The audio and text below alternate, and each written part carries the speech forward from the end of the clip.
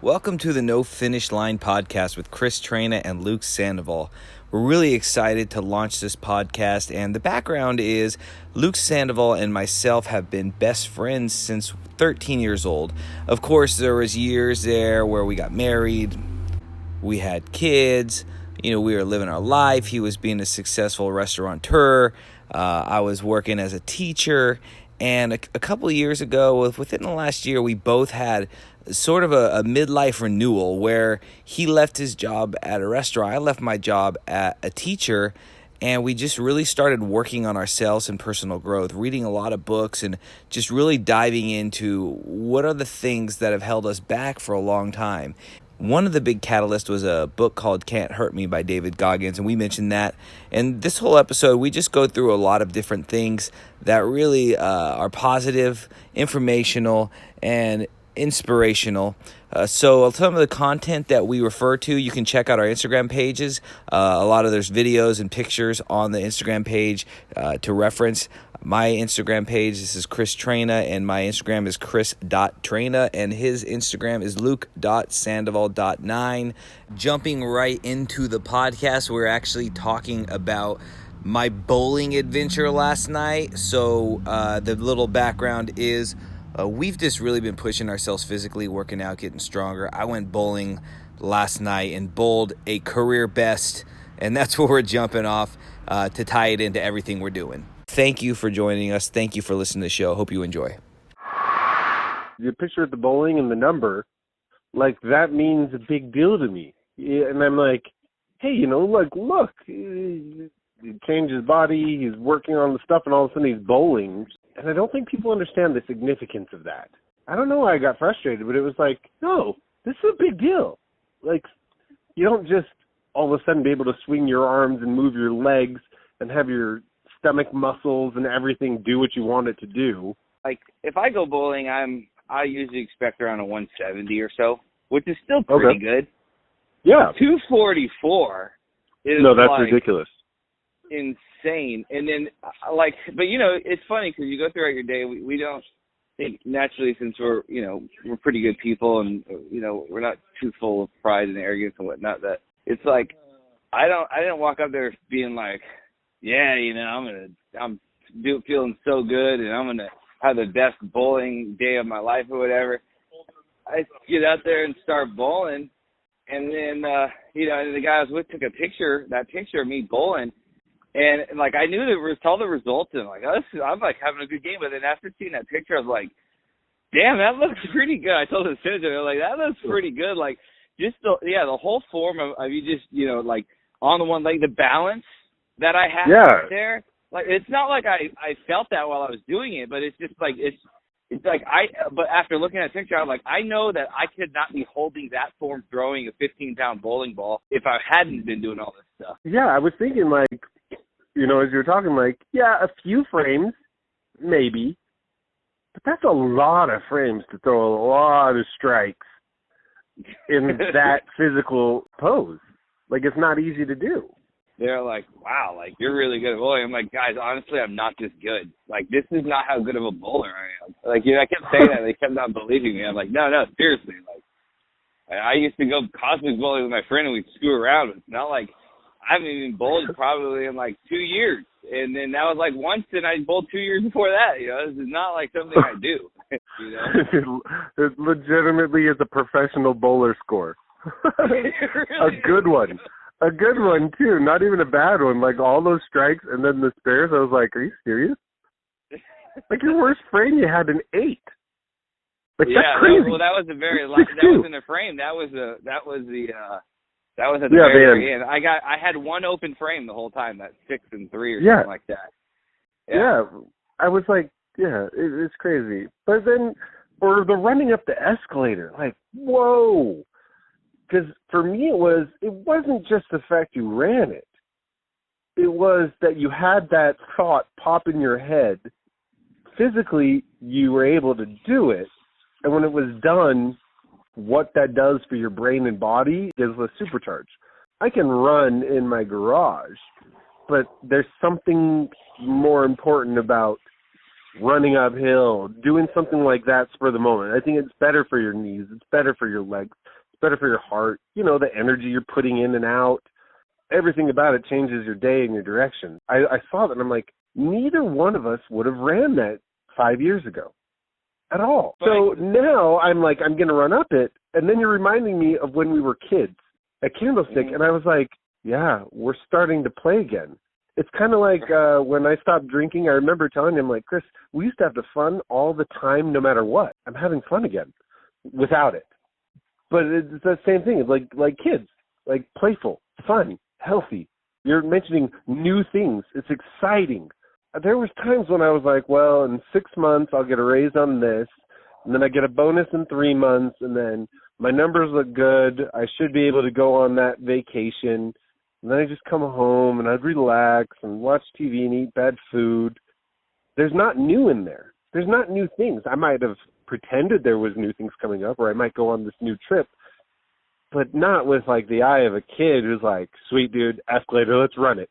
Let's go bowling. Yay, bowling's fun. I got a strike. Like that disappears in people our age. With the escalator, it's funny because we're walking up to this, there's like an upstairs restaurant, and my wife, she's pregnant, so it was like, oh, good, there's an escalator to go up, so she doesn't like labor herself because she's, like at the last month now.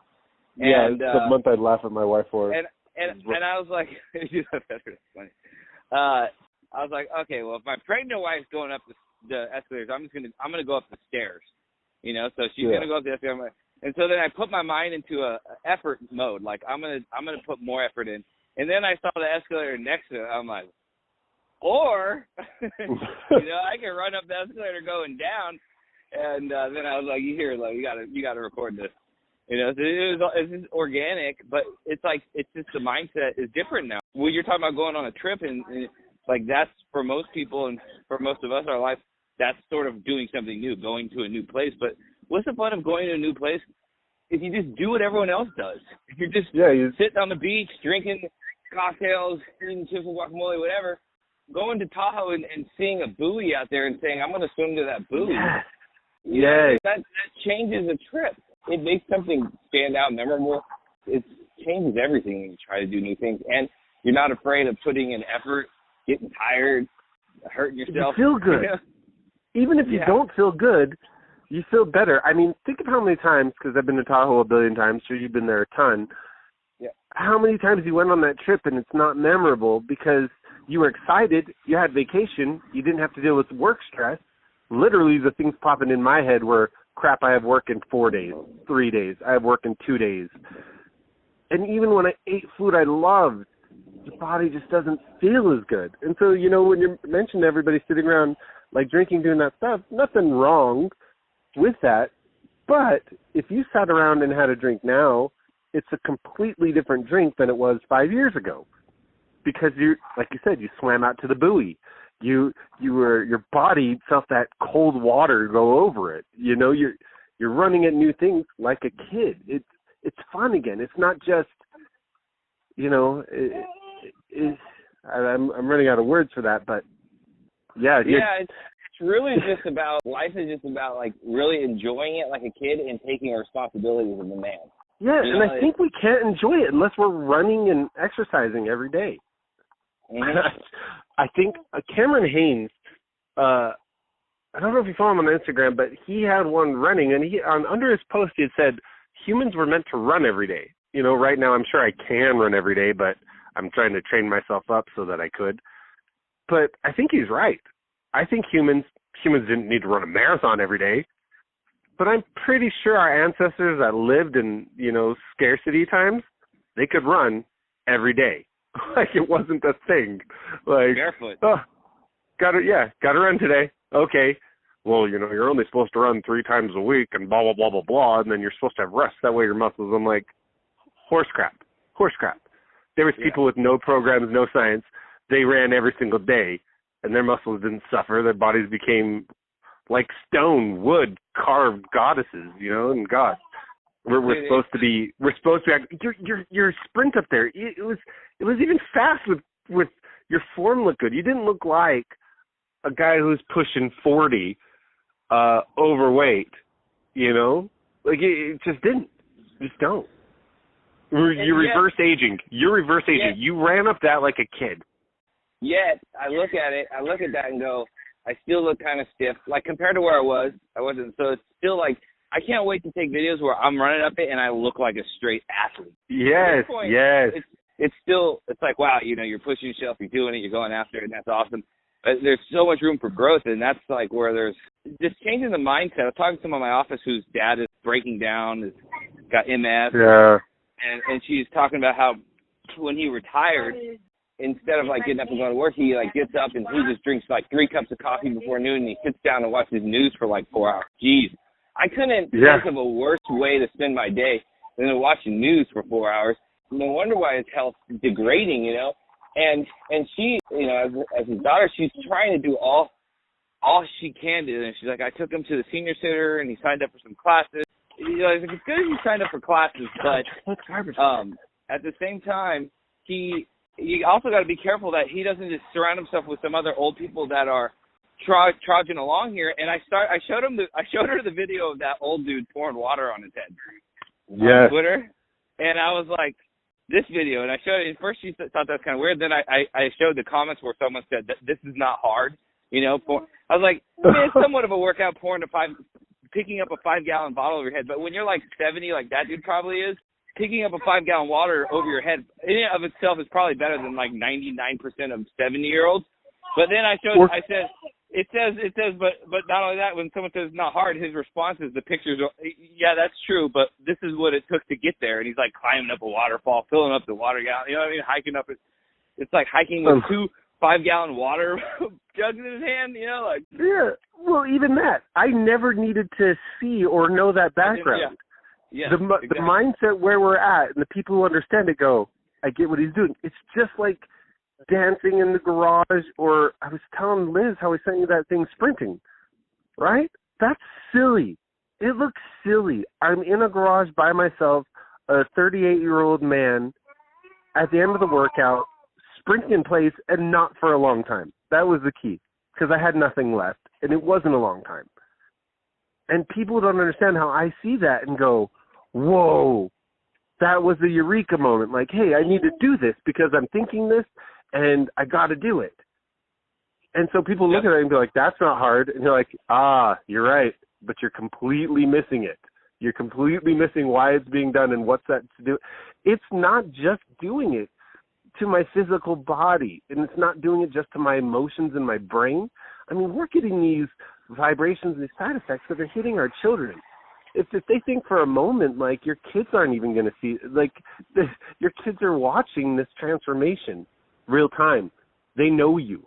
You know, it's not these people on the internet who assume, like, you know, DNA is great or family is great or you had a head start or something happened. You know, kids know it's not true. They know it was ground up. And, yeah, the pouring your water on your head, I see it and I'm like, oh, yeah, I need to be like that. I mean, literally, we looked at that guy and I looked at that Ewan guy, I don't know. And I'm like, this is literally what I'm going to look like when I'm that age. That's what I'm going to be doing. Like, unless I die, you know, from something that gets in the way of it, I don't see how I get old at this point and don't look and behave like that. And and, you know, Black Swan filtered out a lot of noise, but Goggins filtered out so much noise too. Not Black Swan, I mean the whole insert though. Yeah. And it keeps filtering out noise. Because you mentioned, like, the clarity with the sports thing, right? How they're interesting, and you were one of the few kids reading a newspaper as a kid with the sports section. So, and I know you, like, we went to the games together, we cheered together. But it doesn't have the same effect anymore because so much of it is noise. I mean, you mentioned 4 hours of the guy watching the news. We could have put in 4 hours of sports news, no problem. It wouldn't even cause us to blink. And now if we sat for 4 hours watching it, we'd feel like our bodies were dying. Our brains are shutting off, anxiety shooting through the roof. Like, yeah.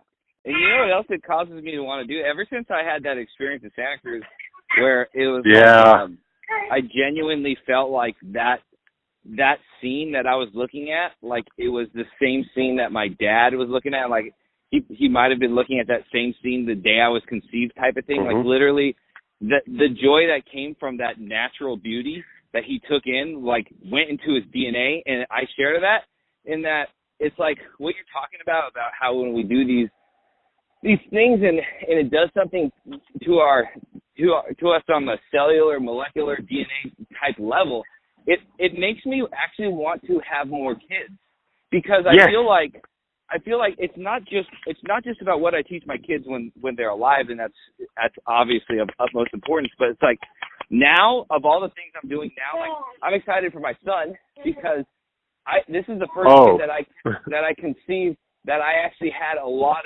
of new things in my DNA that went into him.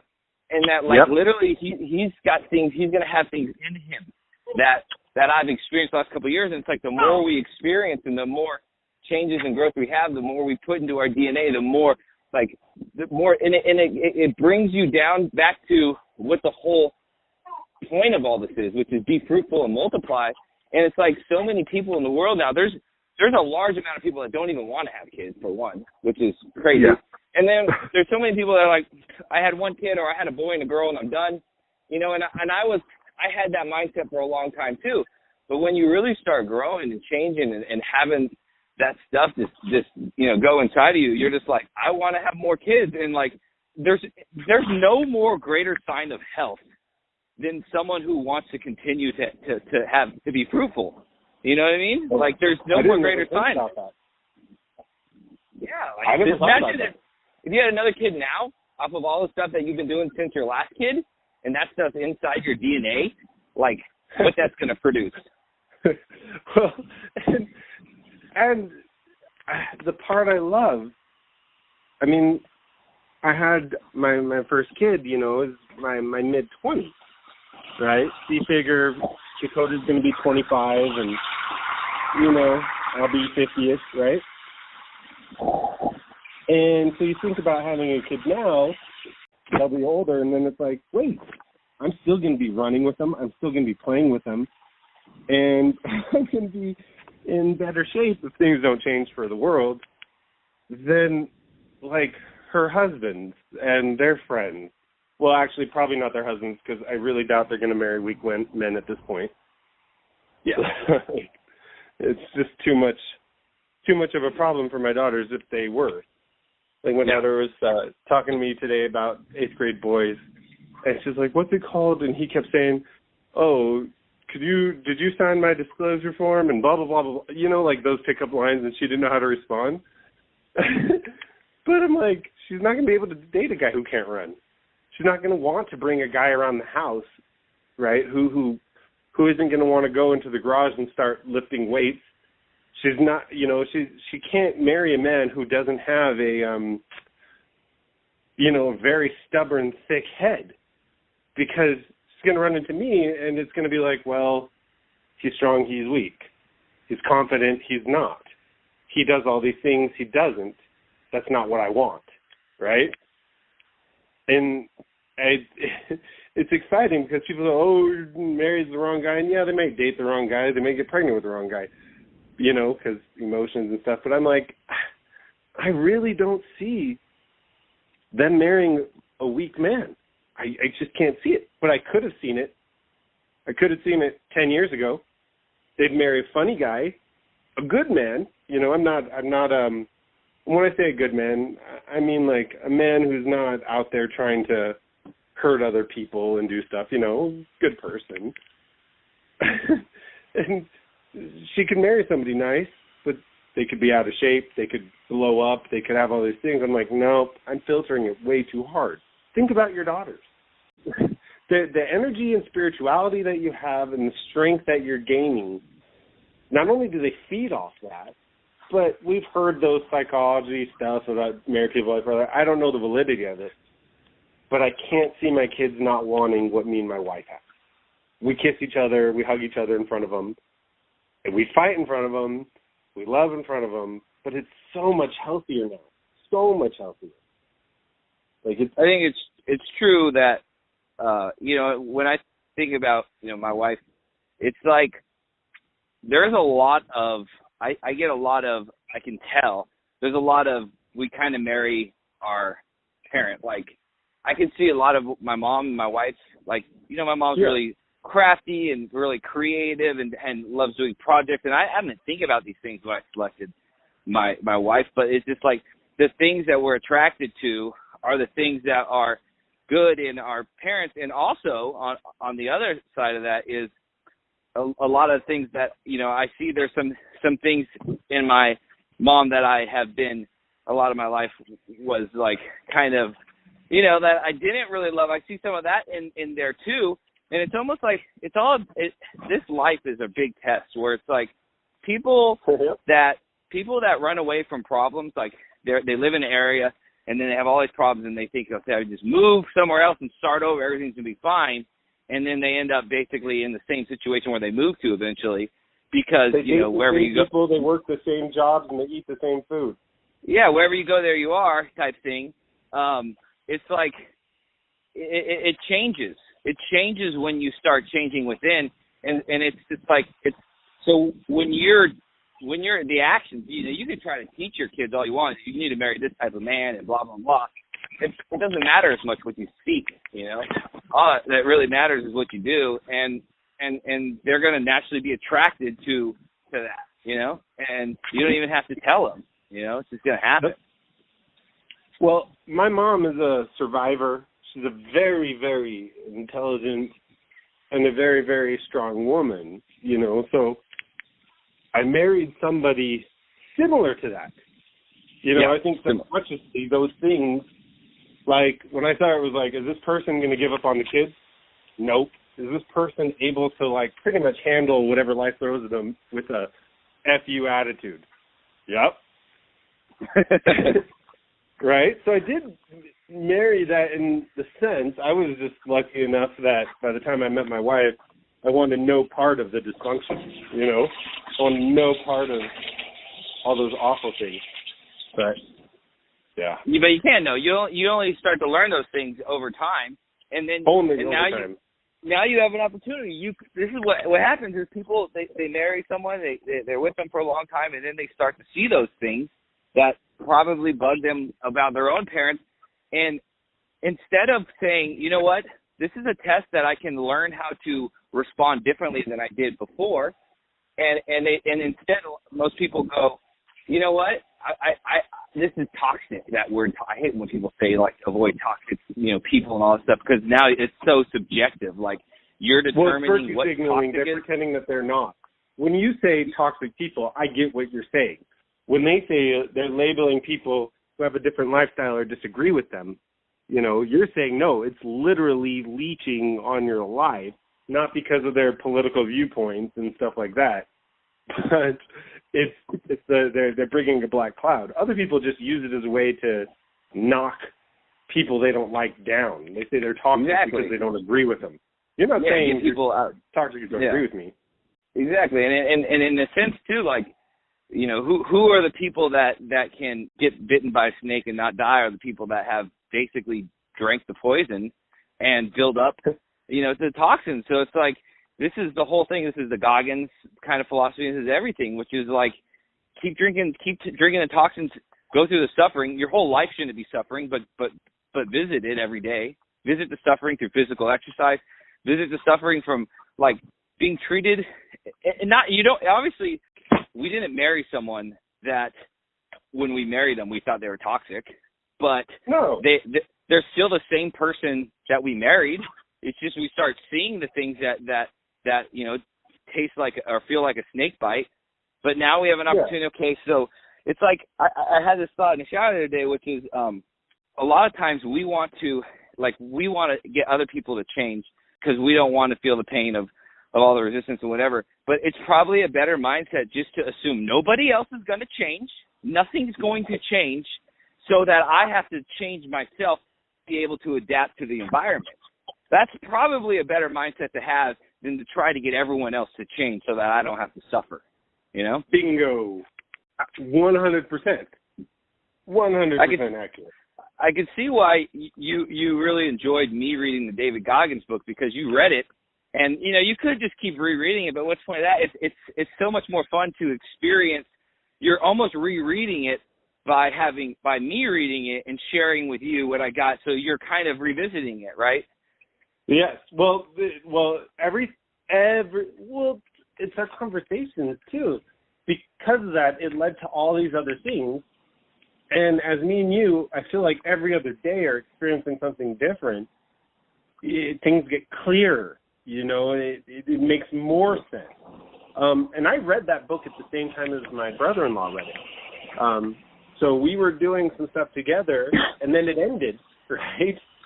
And he goes, what do I read now? And that's when I first started reading the Inserto. But yeah, his stuff kind of wavered. He started reading different stuff on mindset, and I'm fine with it. But I noticed like that click that, David Goggins talked about motivation not being good, in the sense of if motivation's what gets getting you to do it, it goes away. Your brain's really good. And so I watched it fizzle, and then yours popped in, and I went, here's the book. And it clicked the same way it did with the rest of us. But then you ran with it, Like I remember telling you at the beginning, hey, Chris, I know you're going to the park and just hanging, but I don't think you understand, like, you're accelerating really, really fast. Like, I've been going about this stuff slow. And I think in my life I have clarity because I got to see two different sides of it pretty much in like a 6-month period. I got to see the person read the book, click, and then not work. And then I didn't expect any of it to click because I just read someone talk about this on the internet, where they're like, I just felt like I was hounding everybody and, like, hey, read, and then people might give it like a 2-second try and then they're done. It doesn't bother me, but it was, by your journey, it's clarity in what's right. It's clarity in the pitfalls. It makes my understanding much deeper. I didn't tell you what happened on Saturday night. So when I taught for 6 years in Vallejo, right, and a lot of high crime, high poverty area, and I connected with a small group of students, like young black men that have no fathers, and I played basketball with them. You would have connected. Yeah, yeah, right. Played basketball with them, played video games with them, and kind of always said, hey, if you ever need anything, even if it's like 2 a.m. or something, don't be afraid to reach out to me, type of deal. And so at 1 a.m. on Saturday night, I got a text message from one of these students that said, Mr. Traina, I'm melting down. And so I responded. It was like I'm laying down, right? And I responded. I said, here, do me a favor. Get on the ground and don't get up till you finish 50 push-ups. And I was like, and I said, then call me back. Call me when you're done. And I said, and I'll do it with you, right? Because there's something new, doing 50 push-ups at 1 a.m. Never done that before. And Chris, it's insane. And the fact that you were inspired to say it, people think it's nuts. They think it's nuts. And I get why they think it's nuts. But just the fact that it lined up, that you got a call, you answered it, that came out your mouth, and then that happened you can't write that stuff. Yep, and he called me. He called me after he finished the push-ups, and he was like, first thing he's like, that was hard, because I know he's not in good shape, and he was telling me how he was basically on the ground doing sets of like 2 and 3, which is funny because I know exactly, I was doing that too at the time, and he's like, I feel a lot better than I did when I reached out to you. So, but then we started talking. So it turns out over the last couple of months, he started having seizures, and yeah, and he was saying, that his family is, treating him like he's retarded, and he has dreams and goals. Like he started a videography business, and his family thinks he's crazy and all that, and which you like that? They call him crazy. They relate to start a business, so they dump on him. And he's 21, so he's way ahead of me there. And then I said, then I started asking him. I started talking about the seizures because I felt like that's the most important thing, more than the the families that are, hating on him, all that. And so, I said, I've read about, seizures coming from trauma that's stored in the brain. And I asked, I was like, I know it's kind of personal, but like, what about you? Have you had any trauma? And he was like, I don't know. I lost my great grandparents when I was in middle school. Yeah, at first I'm thinking like, okay, that doesn't sound like a lot of trauma. But then I kind of asked a little more, and I was like, okay, well, were you close to them? He's like, yeah, they raised me. And I was like, oh, there you go. He lost his parents. What happened to your parents? He's like, well, my dad was in jail from when I was born, and my mom was young, so she was just kind of doing her own thing. It's like, okay, so you grew up with a mom who did not fill her role of caring and nurturing for you, which is like in our DNA from the beginning of time, and your dad, was in jail from the get-go. Like, that's not a good example. And you didn't have your father is supposed to lead you and guide you. And what examples he said? I said I know that probably in your environment this is somewhat normal, right? You probably have friends who have been raised by grandparents or great grandparents and have dad's in jail and mom's not around. He's like, yeah, it's pretty normal. Like, just because it's normal in your environment doesn't mean that it's normal. And it doesn't mean that you're not, that I said, honestly, man, you've had more trauma in your life than I have, Yeah. And he was like, oh man, Mr. Traina, I feel like I got like tears in my eyes. And so, I was talking to him, and I said, here, I'm going to buy you a book. So I went on iTunes. I bought the audio version of Goggins and said, start listening to this book, go through this book. And, and I just started talking to him, and, he was telling me about his great-grandpa, how his great-grandpa had a fifth-grade education, and he was in New Orleans, and he got drafted into the Navy, and he ended up coming out to Vallejo. That's how he ended up in Vallejo. And he's like, and he worked hard, and he owned a bunch of real estate in Vallejo and Oakland, and, just a really successful, hardworking guy with a fifth-grade education. And, I could tell it. Yeah, he really, and I started just like, I'm like, and he's like, and then his kids, they got all the inheritance, and my great aunties and everything, and he's like, they're just having, fun life and going to Paris and all this stuff. And I was like, that was another thing I related to, I was like, listen, just because they got a bunch of money and they're flying to Paris, if at the end of their life, all they ever accomplished was everything that they got from their great-grandpa and inheritance, they didn't do anything. Did they do anything with their life?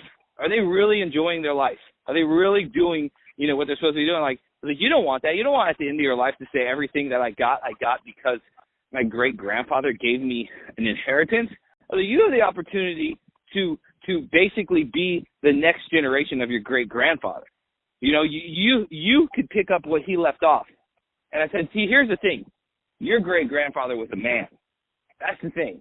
And everyone around you right now are just little boys in grown men body. And I was like, they probably say that all the time, right? He's like, yeah, they always say I'm grown. I'm like, yeah, they're trying to tell themselves they're grown because they have a grown man's body, but they're not handling responsibility because that's what it means to be a man, And like, he was getting really fired up, and I was like, Chris, have you been? Yeah. While you're talking and you're mentioning him, I'm just thinking in my head, he's continuing his grandpa's legacy. He's the exact same thing. Exactly. He's just followed by all the people that didn't understand how important it was. And that's why the world's crashing down on him.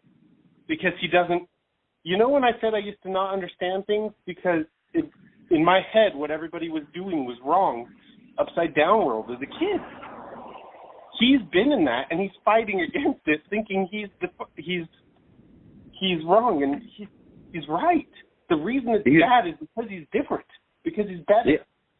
Yeah, he said, he's like, I could right now, I could throw it all in. I could go join a gang, start shooting guns, and start having the money. I could do that right now, but I don't want to do that. I was like, yeah, first of all, you'll die by the time you're 25. And second of all, because you're a good person. You don't want to do things the wrong way. We didn't want to hurt people.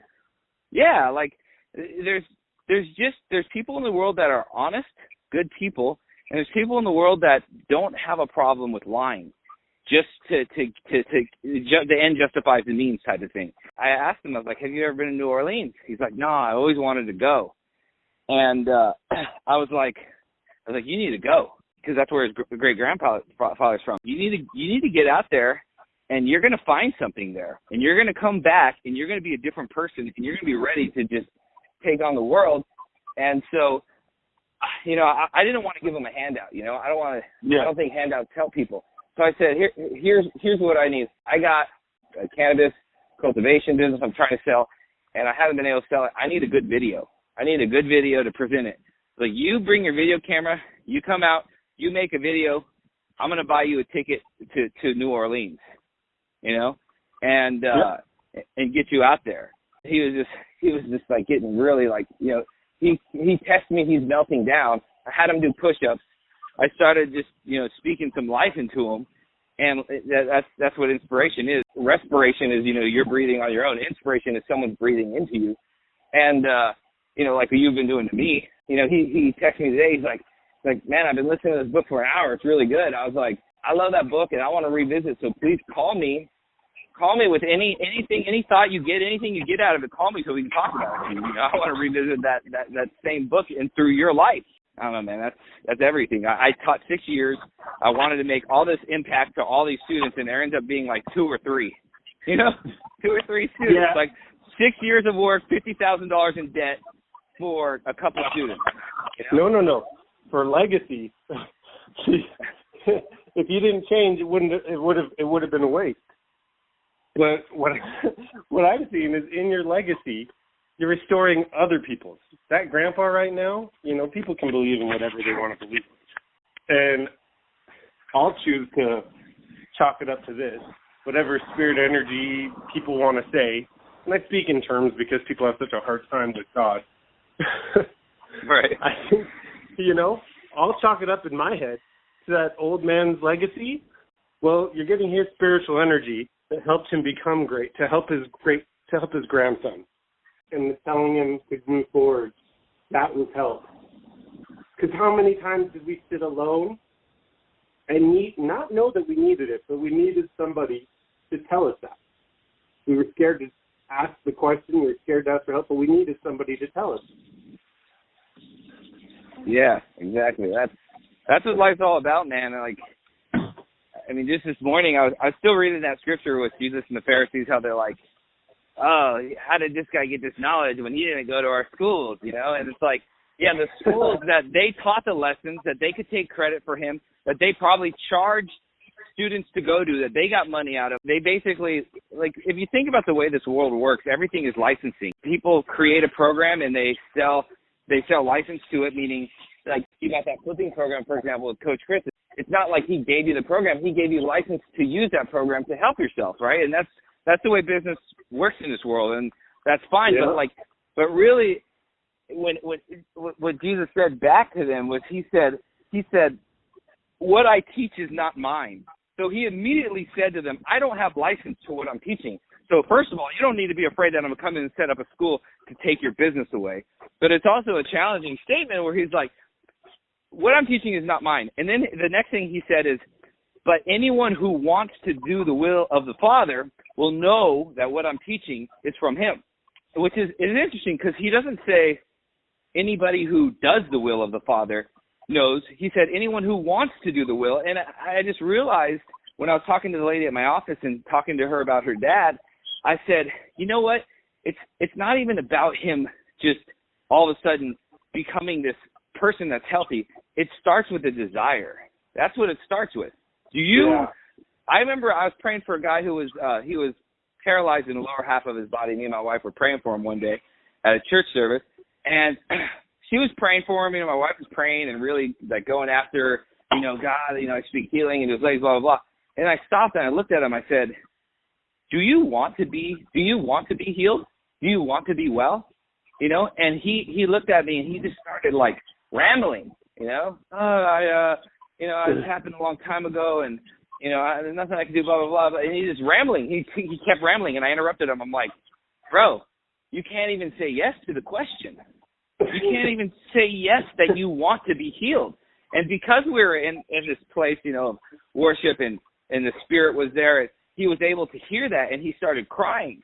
You know, but most of us, as we kind of meander through life and whatnot. Like, we're not in a place where if someone said something like that, they'd be, oh, you insensitive jerk. How dare you? How dare you, ask me that?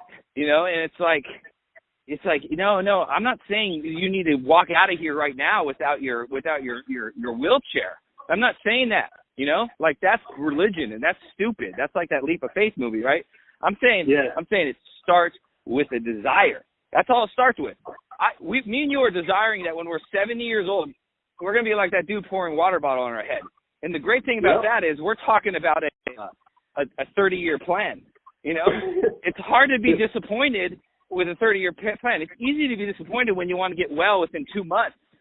Then you get disappointed and you go like, because probably what happened with, and I said this to her, I said, probably what happened with your dad is he got the diagnosis and he started making some changes. He started to. And within a few months, he was like, things are getting worse. They're not getting better. This isn't working. And now he doesn't want to do it because he's afraid of getting disappointed because he, quote unquote, already tried. But a couple month plan or a 1 year plan or 2 year plan is not the same as like D90X. D90X, like keto diets, like all these things are not sustainable for your whole life. Maybe there's a couple people that might be able to, but more or less for a symptom. Yeah, exactly. It's all the same thing. Taking a pill, hoping it's going to cure your problems when it's really just masking, symptoms or whatever, is the same thing as trying to lose 20 pounds in a month. It's like nothing. I mean, it's like me with the stepping on the scale. It's like I was telling my wife, because she was saying like. She was like, sometimes it just feels like, me and you, it's like we're stuck in a place. I'm like, but we're not. I was like, look, and I showed her my weight data. And I'm like, look, if you look at, if I take any 3-day period in this, one day I'm down here, one day I'm up here, one day I'm down here. If I go day by day, short term, looking at the progress, I could be very depressed because if I just go, oh, I'm down, I'm up a pound from yesterday. Oh, I'm up 3 pounds from 4 days ago. But if you look at from when I started, a few months ago to now, I'm down 19 pounds. I'm down, I'm down 10 pounds since I tracked, and that's over 5 weeks. So that's 2 pounds a week. And that sounds good, like at the end of it. But while you're in the middle of it, 2 pounds a week does not sound good if it's up, down, up, down, up, down, up, down the whole time. Yeah. It's funny that it's clear to me now, and I was so blind for so long on those things. You say these things now, and I'm like, of course, yeah, that rings perfectly true. Like everything that you say, like bing, bing, bing, bing, bing. All my sensors are like, yeah. And I think, once again, 5 years ago, I would have been like, Chris had some interesting things to say, but I don't understand them. The kid, I didn't tell you this, on Sunday, I was sitting there, I read the post that had his name in it. He said something with his name in there. And so I messaged him on Messenger, added him as a friend, and was like, Chris told me, reached out to you, I'll let you know if I find any work.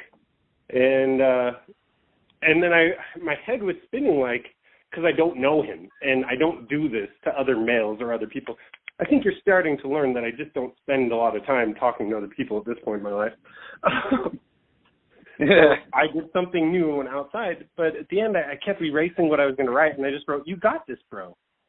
And then he sent back a message and accepted my friend request. And I didn't understand why I was behaving. Like, I got part of it, right, because I do care, and you had mentioned it. But it wasn't, I was just acting on that inspiration instead of ignoring it. And now I'm like, so silly. Always got to act on it when when you feel it, because it's perfect sense now, especially finding out more about him, right? And now he's going to be reading Goggins, and I mean, if you want to contribute to the New Orleans flight fund, even if it's like $20, you can at least say, you know what, I invested something into this kid. You know what I mean? Yeah. Like. Well, I feel for him because I've spent my life since I was 3. I keep thinking about my reading and how strange it is that it was hidden. I think it is strange that I was very proud of my athletic ability. I was proud of my brain. And I was proud of my reading because it was different, but I hid that, right? And then I think of the dysfunction and the trauma that was taking place in the first 7 years of my life, and I went, oh, yeah, it's because I was surrounded with people that wouldn't understand what was going in my brain, and I'd become a threat. They'd look at me reading as a little kid, and I'd be probably quick enough to figure out that they wouldn't like it. They wouldn't like the fact that I'm reading classical books, as a child.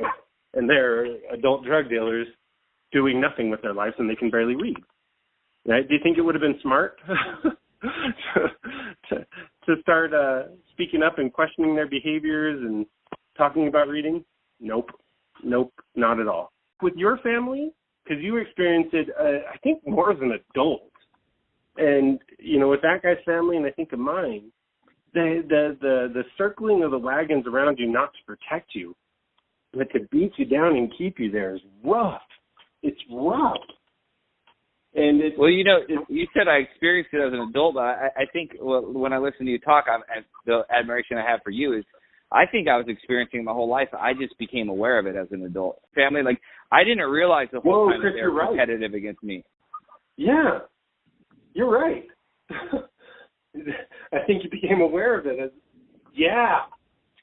And as you get older, and as you actually, and also the other factor is most of my life, I wasn't really accomplishing much, so I wasn't much of a threat. And now as an adult, as I'm starting to accomplish more and grow more and start doing more things, now it becomes more obvious.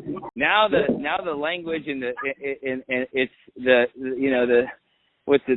gnashing of teeth is it's a little more noticeable now, even though it was more subtle before. And I've always been sort of a naive person in that, it comes from me just having this utmost of trust for people, I guess.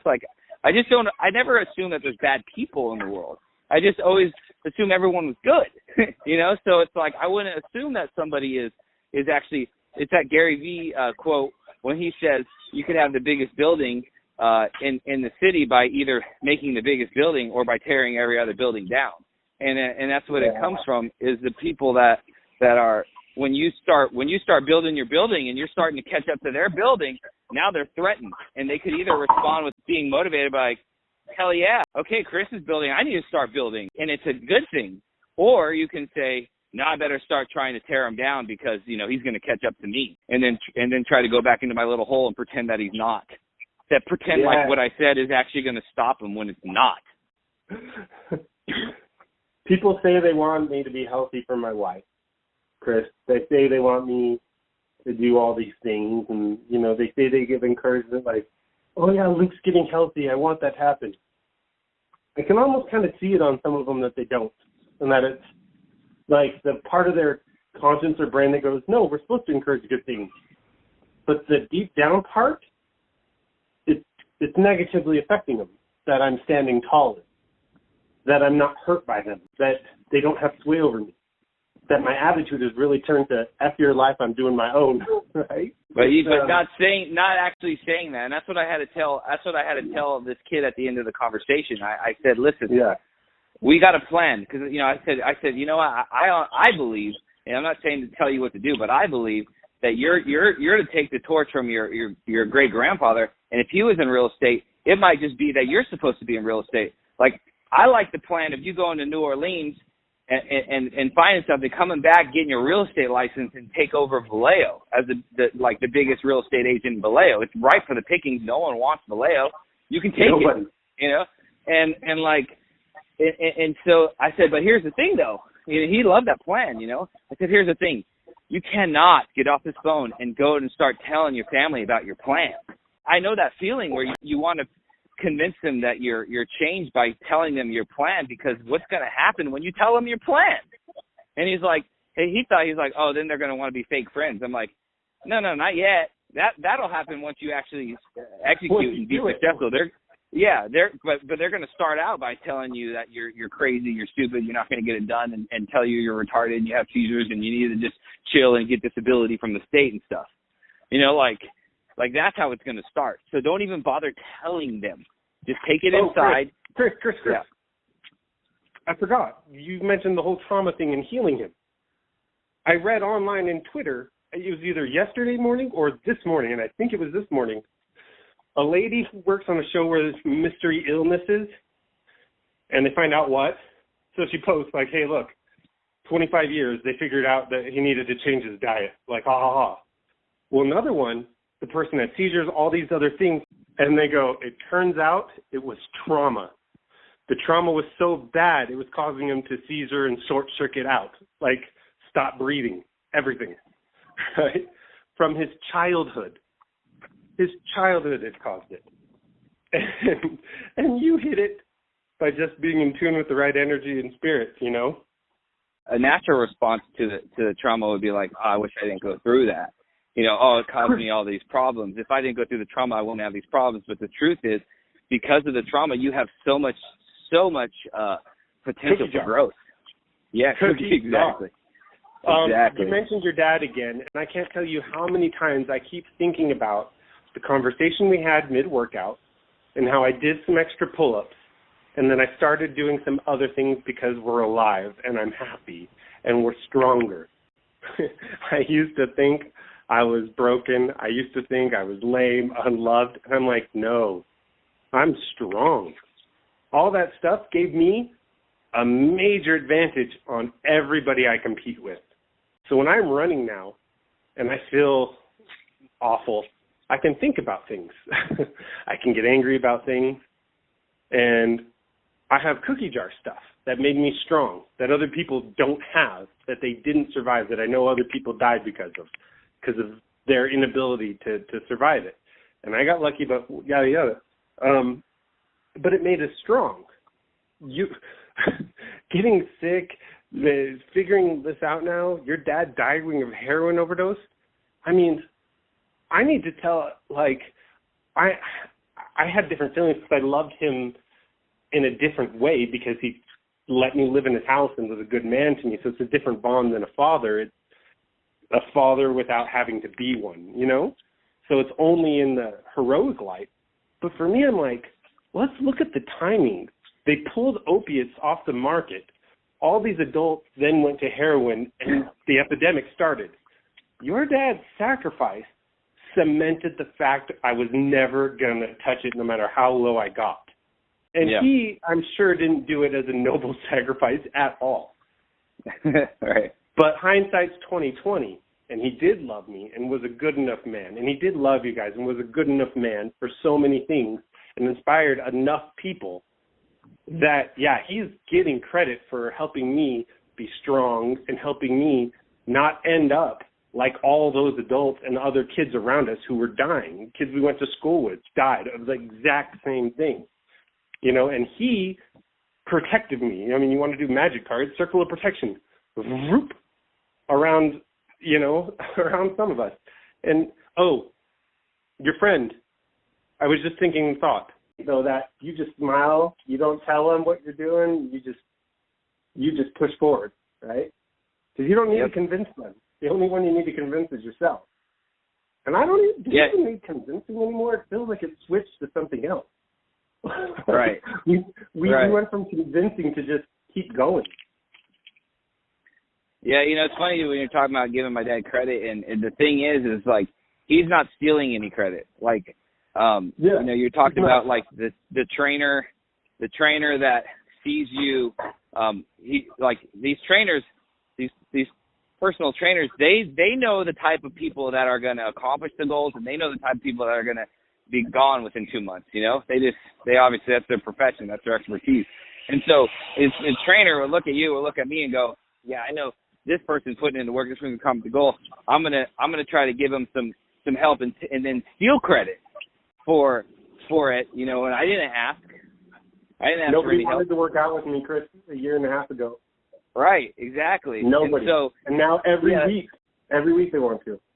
I can show you some text messages too. I get it that part of wanting to work out is because I'm very positive now, and I'm more of a person that you'd want to work out with. But the other part is that they see that they can latch on and take credit. Yeah, and because we experience that and we know it, I'm not going to take credit because he's got to put in the work. If he wants to give it to me, if he wants to give me credit, great. But I'm not going to take it. You know what I'm saying? And it's like, it's the same thing. Like my dad can't even take the credit, you know, like David Goggins cannot take the credit for me individually. He doesn't even know me, you know, he just put out that book trying to help as many people as he can, you know, because he already went through all this suffering himself. And he himself knows, like, I'm not giving anybody credit. I'm not selling my story. I didn't sell to a publisher. It's just that mindset of trying to help people. It's like what Jesus said, when you give, don't let your left hand know what your right hand is doing. Like, I love it. You know, not even trying to, it's not even the outward getting of credit. Like, you don't even want to give yourself credit. You know what I'm saying? Like, you give with your right hand, your left hand doesn't even know you gave within your own body. You know, you just move along. You know, you just keep moving.